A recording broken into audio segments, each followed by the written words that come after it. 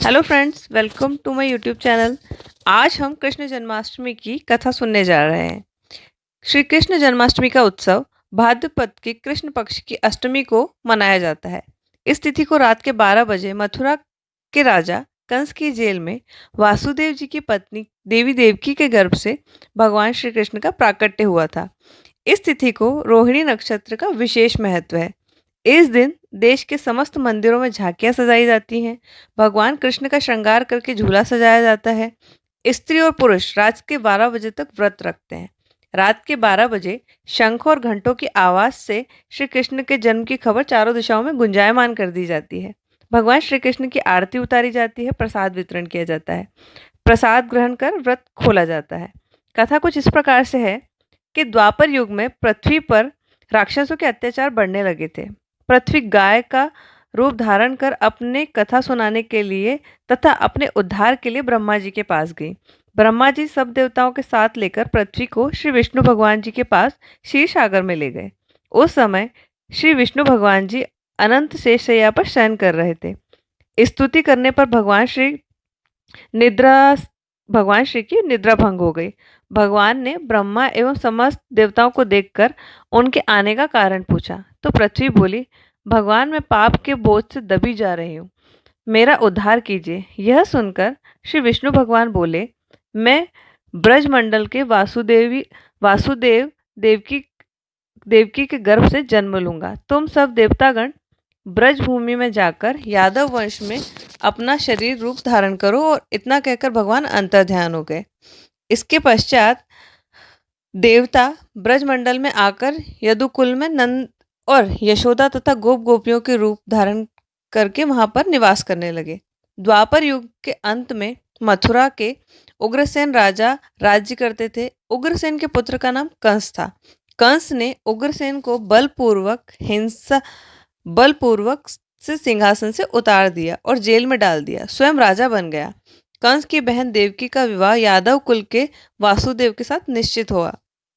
जब कंस देवकी को विदा करने लगा तो रथ के साथ जा रहा था, तभी आकाशवाणी हुई कि हे कंस, जिस देवकी को तू बड़े प्रेम से विदा कर रहा है, उसका 8वां पुत्र तेरा संहार करेगा।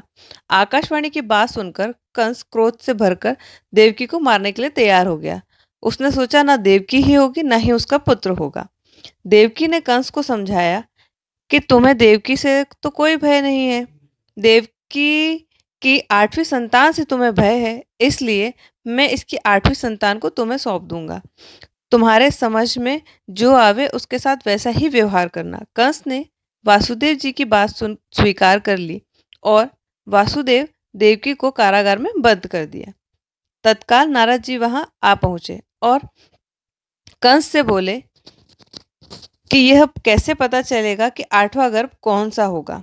गिनती प्रथम से या अंतिम गर्भ से शुरू होगी। कंस ने नारद जी के परामर्श पर देवकी के गर्भ से उत्पन्न होने वाले समस्त बालकों को मारने का निश्चय कर लिया। इस प्रकार एक एक कर कंस ने देवकी के 7 बालकों को निर्दयतापूर्वक मार डाला। भाद्रपद के कृष्ण पक्ष की अष्टमी को रोहिणी नक्षत्र में श्री कृष्ण भगवान ने जन्म लिया। उनके जन्म लेते ही जेल की कोठरी में प्रकाश फैल गया। वासुदेव देवकी के सामने शंख, चक्र, गदा एवं पद्म चतुर्भुज भगवान ने अपना रूप प्रकट कर कहा, अब मैं बालक रूप धारण करता हूँ। तुम मुझे तत्काल गोकुल में नंद के यहाँ पर पहुँचा दो और उनकी अभी अभी जन्मी कन्या को लाकर कंस को सौंप दो। तत्काल वासुदेव जी की हथकड़ियाँ खुल गई। दरवाजे अपने आप खुल गए। पहरेदार सो गए। वासुदेव कृष्ण को सूप में रखकर गोकुल को चल दिए। रास्ते में यमुना श्री कृष्ण के चरणों को स्पर्श करने के लिए बढ़ने लगी। भगवान ने अपने पैर लटका दिए। चरण छूने के बाद यमुना घट गई। वासुदेव यमुना पार कर गोकुल में नंद के यहाँ गए। बालक कृष्ण को यशोदा जी की बगल में सुलाकर कन्या को लेकर वापस कंस के कारागार में आ गए। जेल के दरवाजे पूर्ववत बंद हो गए। वासुदेव जी की हथकड़ियां पड़ गई। पहरेदार जाग गए। कन्या के रोने से कंस को खबर दी गई। कंस ने कारागार में आकर कन्या को लेकर पत्थर पर पटक कर मारना चाहा, परंतु वह कन्या कंस के हाथ से छूटकर आकाश में उड़ गई। देवी का रूप धारण कर बोली, हे कंस, मुझे मारने से क्या लाभ है?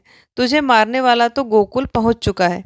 यह दृश्य सुनकर कंस हतप्रभ और व्याकुल हो गया। कंस ने श्री कृष्ण को मारने के लिए अनेक दैत्य भेजे। श्री कृष्ण ने अपनी अलौकिक माया से सारे दैत्यों को मार डाला। बड़े होने पर कंस को मारकर उग्रसेन की राजगद्दी पर बैठ गए। तभी से श्री कृष्ण की जन्म तिथि को सारे देश में बड़े ही हर्षोल्लास से मनाया जाता है। तो दोस्तों, ये थी श्री कृष्ण जन्माष्टमी की कथा। आप सभी को कैसी लगी हमें कमेंट बॉक्स में अवश्य बताएं। हमारे चैनल को लाइक, शेयर और सब्सक्राइब अवश्य करें। जय श्री कृष्णा।